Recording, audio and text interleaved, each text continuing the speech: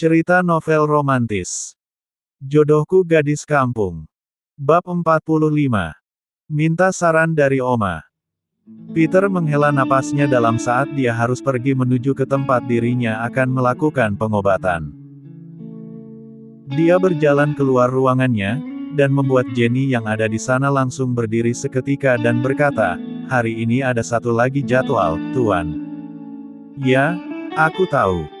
Jenny mengangguk dan mengikuti dari belakang.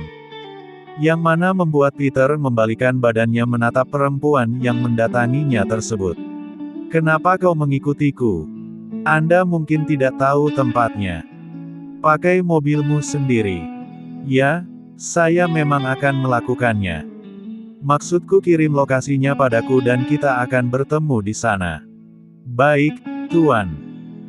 Peter bukannya terlalu percaya diri, dia hanya selalu menjaga jarak dari wanita manapun mengingat kalau dirinya tidak bisa hidup tanpa Winina. Dengan menggunakan mobil, Peter hendak menuju tempat yang dikirimkan lokasinya oleh Jenny. Namun dalam perjalanan dia mendapatkan telepon dari sang ayah Darrell. Dengan segera Peter menolaknya sehingga ayahnya peka kalau dia tidak ingin mengangkat telepon untuk saat ini. Darrell yang tidak gampang menyerah itu membuat Peter frustasi apalagi dia terus menelpon berulang kali sehingga mengganggu konsentrasinya. Alhasil dia mengangkatnya pada akhirnya. "Halo, Dad, aku sedang dalam perjalanan." "Baguslah, Daddy akan ke rumahmu." "Untuk apa?" "Tentu saja untuk melihat kediaman barumu. Jangan khawatir, Daddy tidak membawa saudaramu." "Daddy mau apa?" "Jangan menggangguku untuk saat ini." Darrell berdecak. "Daddy kagum dengan tindakanmu, kau membuat mereka semua bungkam dan menyelesaikan masalah hanya dalam waktu singkat. Maka dari itu cepat ubah perusahaan itu menjadi atas nama diriku. Daddy akan menyerahkannya jika anak laki-lakimu sudah lahir." Inilah yang Peter takutkan, jika anaknya perempuan dan perusahaan itu tidak jatuh ke tangannya. Meskipun dia memiliki bisnis sendiri, tapi Peter ingin istri dan anaknya memiliki semuanya. Apalagi jika dirinya memikirkan hal terburuk yang akan terjadi padanya kelak. "Itu milikku, Mom memberikannya padaku." "Ya, tapi dia juga menyerahkannya pada Daddy untuk memastikan kau bahagia. Dan aku bahagia. Belum, sebelum ada anak laki-laki. Jangan datang ke rumahku hari ini, Dad. Kumohon beri aku ketenangan, aku belum siap melihat wajahmu yang menyeramkan." Winina sengaja pulang agak terlambat dengan Eve mengingat suaminya akan pulang terlambat. Bahkan Winina dan Eve makan di luar. Winina benar-benar menikmati kebersamaannya dengan Eve, sambil melihat-lihat lingkungan dan kebudayaan baru. Mereka baru pulang ke rumah saat jam 9 malam, Winina masuk ke dalam rumah sambil tertawa-tawa dengan Eve. Membuat Winina bertanya pada salah satu pelayan, "Apakah suamiku belum pulang?" "Belum, Nyonya." "Baiklah. Tolong siapkan makanan untuk dia nantinya." "Baik, Nyonya." Eve pun menawarkan dengan menanyakan, "Apakah Anda ingin mandi air hangat, Nyonya?" "Ya, tolong siapkan." Sambil menunggu air hangat di kamarnya, Winina seperti biasa menunggu di balkon kesukaannya. Di mana dia bisa melihat orang-orang itu berjalan ke sana kemari mendatangi pusat pariwisata yang mana membuat Winina mengerutkan keningnya melihat orang-orang mulai mabuk saat keluar dari tempat yang seperti tempat pesta. "Nyonya, air hangatnya sudah siap." "Eve, tempat apa itu?" "Ah." Eve terkejut dengan apa yang ditunjuk oleh Winina. "Itu kelam malam." "Kelam malam? Aku selalu ingin tahu apa isinya." "Nyonya ingin ke sana?" "Peter mungkin tidak akan mengizinkan, jadi aku akan ke sana dengannya nanti.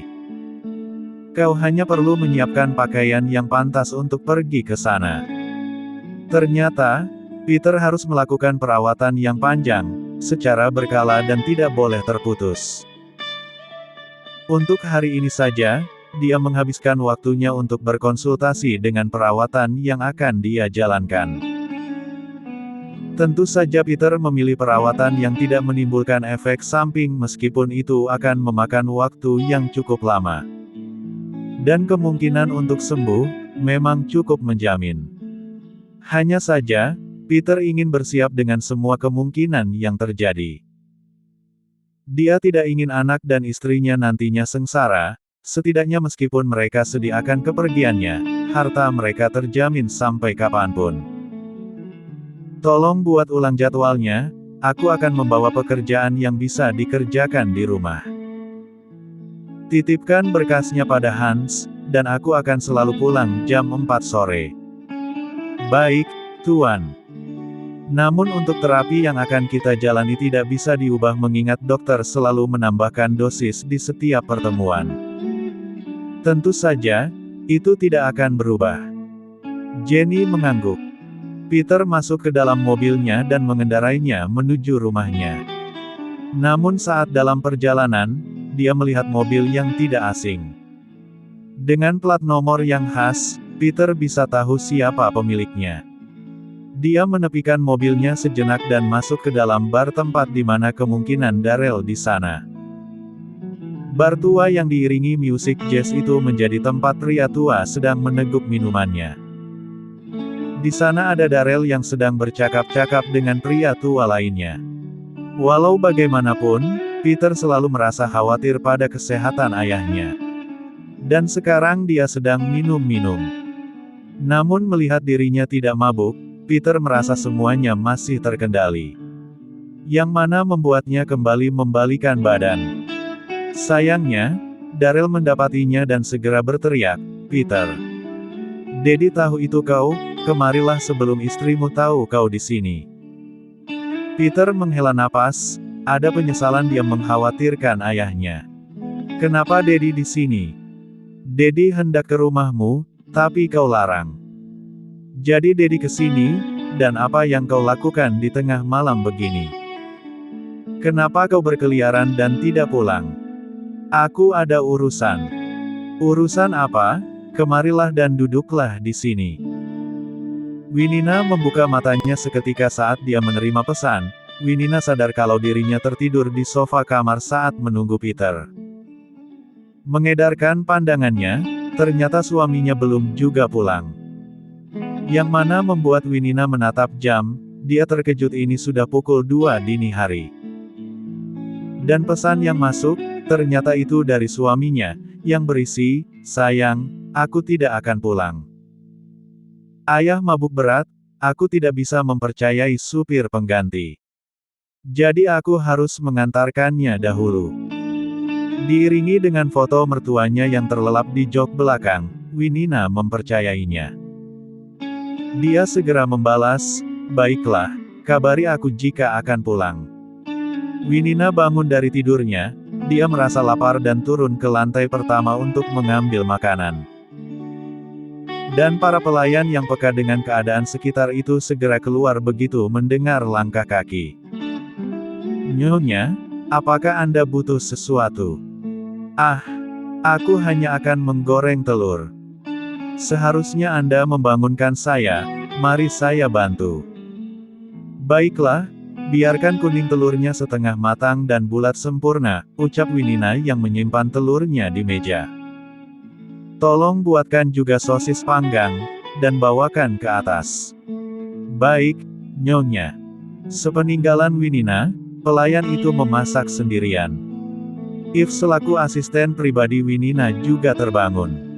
"Nyonya minta ini." "Iya. Biar aku yang membawanya." "Baik. Dan tambahkan sayuran, dia tidak boleh makan banyak lemak." "Baik."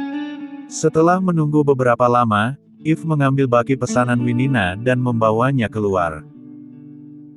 Saat hendak menuju kamar majikannya, If mendapati Winina sedang berdiri di balkon luas, membuatnya kembali mundur dan melangkah ke sana.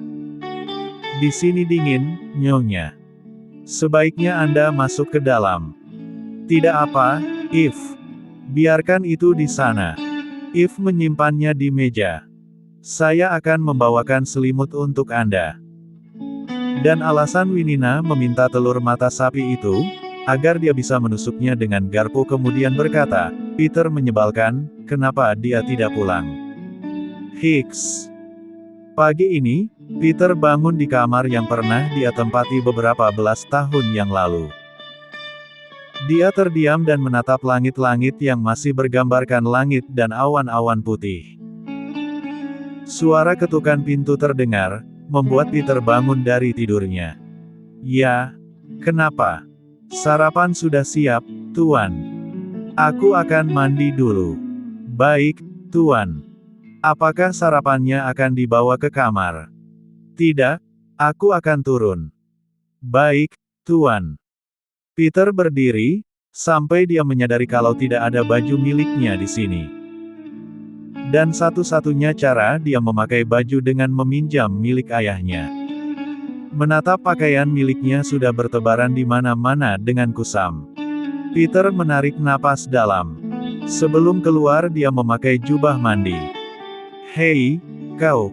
Iya, Tuan, ucap pelayan. Apakah ada pakaian ganti untuk tamu? Karena Tuan Darrell tidak mengizinkan, jadi kami tidak menyediakan lagi pakaian untuk tamu. Apa ayahku sudah bangun? Beliau masih bersiap-siap di kamarnya. Peter berdecak dan melangkah ke kamar ayahnya, dia mengetuk pintunya. Aku bilang jangan menggangguku. Ini aku. Peter. Masuklah. Peter masuk dengan malas, dan seketika tatapannya berubah ketika dirinya melihat Michael yang sedang bermain di karpet ayahnya. Dia tidur bersamamu. Ya, apa ada masalah? Sejak kapan? Dia memang selalu bersamaku. Halo, Peter, sapa Michael dengan senyuman manisnya. Peter memalingkan wajahnya tidak ingin terlibat apapun dengan anak itu. Dia melangkah menuju walk-in closet. Aku butuh pakaian. Apa Peter membenciku, Dad? Tanya Michael. Dia membenci semua orang, jangan pikirkan itu. Ayo turunlah duluan, dan tunggu Daddy di sana. Baik, Dad. Setelah Michael keluar, baru Darrell mendekati putra sulungnya yang sedang memilih pakaian. Apa jam ini asli? Kau bisa mengambilnya. Dan Peter, bersikaplah lebih baik pada Michael, dia tidak akan pernah mengambil apapun darinya. Dia bahkan tidak tertarik dengan bisnis.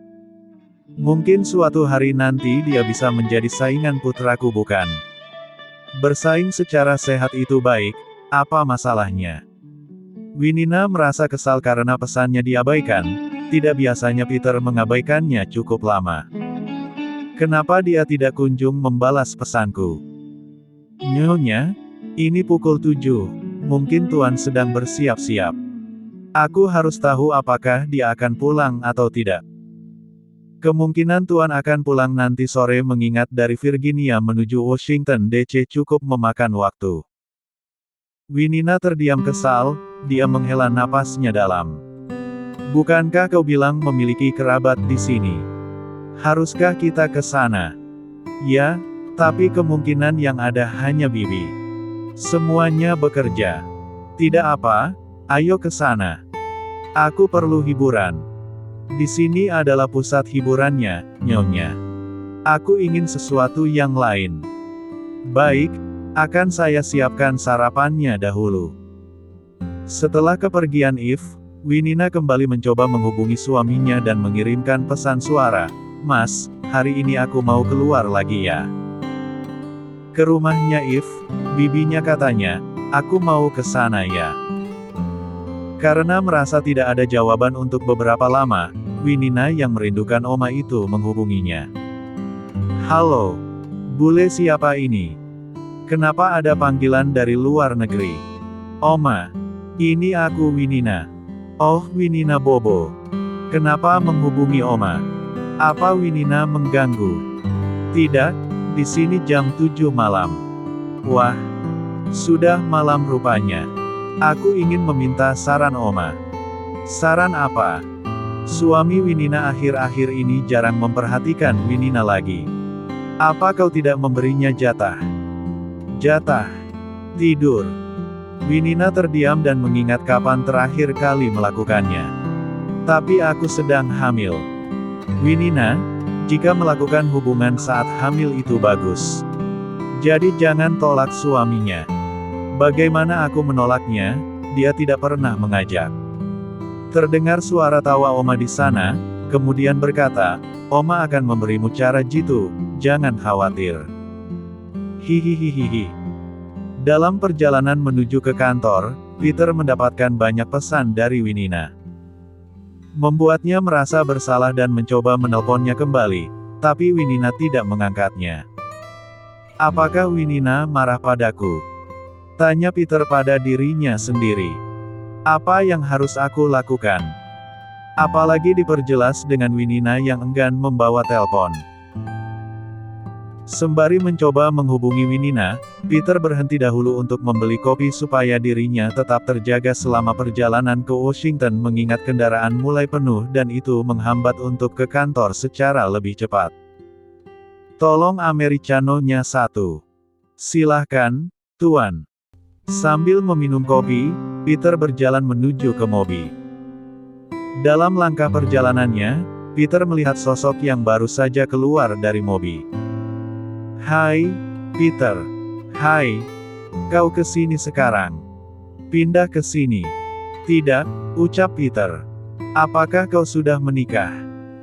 Peter memamerkan jemarinya di mana terdapat cincin di sana. Wah, ayo kenalkan istrimu padaku suatu hari nanti. Ya, kupikir itu bukan ide yang bagus. Kenapa? Karena kau pernah meniduriku dan meninggalkanku begitu saja. Bisa kita tidak bahas itu? Ah, istrimu wanita baik-baik. Selamat tinggal, aku banyak urusan, ucap Peter meninggalkan wanita itu. Dia cukup kaget melihatnya, dan catatan agar tidak lupa, Peter tidak pernah tidur dengan wanita-wanita itu. Dia hanya mengecek keadaan dirinya akan terangsang atau tidak, sedangkan yang meniduri wanita itu saat mabuk berat adalah pria-pria lain yang dibayar oleh Peter. Ini bukan ide yang bagus pindah ke Amerika, apalagi pergi ke Virginia, ucap Peter kesal. Jika saja Winina tahu dan salah paham, itu akan menjadi kekacauan yang besar. Takut istrinya marah lebih lama, Peter menghubungi Eve. Halo, Eve. Kau di mana? Apa Winina bersamamu? Ya, kami akan pergi ke rumah bibi saya, Tuan. Sekarang kalian dalam perjalanan. Iya, Tuan. Bisa aku bicara dengannya? Dia tidak mengangkat teleponnya. Nyonya tertidur di belakang, Tuan. Ah, benarkah? Baiklah, suruh dia untuk menghubungiku jika sudah sampai. Baik, Tuan. Di sisi lain, Winina tertawa dan melakukan tos dengan Eve saat dia berhasil mengabaikan Peter. Apa Tuan tidak akan marah, Nyonya? Tidak apa, pekerjaannya yang utama, dia harus fokus pada pekerjaannya. Mengingat lagi pesan Oma, Winina harus mencoba mengabaikan Peter kemudian mengiriminya foto-foto aduhai. Winina harus membuat Peter terpesona dan merindukannya, tapi keadaan memaksanya untuk tidak melakukan itu. Apakah masih lama? Cukup lama, Nyonya. Anda merasa pegal. Ingin berhenti sejenak. Winina berpikir cukup lama sampai akhirnya mengangguk. Aku ingin membeli beberapa makanan, kita juga belum membeli makanan untuk bibimu. Anda sangat baik, Nyonya. Tidak perlu repot-repot. Tidak apa. Ayo kita beli. Eve menepikan mobilnya di sebuah supermarket untuk membeli makanan. Dengan asisten pribadinya yang mendorong troli, Winina memeriksa pesan yang masuk. Apakah bibimu tidak masalah jika kita menginap? Tentu tidak, dia akan senang Anda berkunjung. Ah, benarkah? Ayo beli bahan makanan, aku tidak ingin merepotkan bibimu. Baik, Nyonya. Peter banyak mengirim pesan, membuat Winina tersenyum. Rasakanlah, begitulah rasanya diabaikan. Aku kesal padamu. Kemudian Rara mengeluarkan black card dari dompetnya, tapi aku tidak kesal pada uangmu, akan aku kuras ini. Bersambung.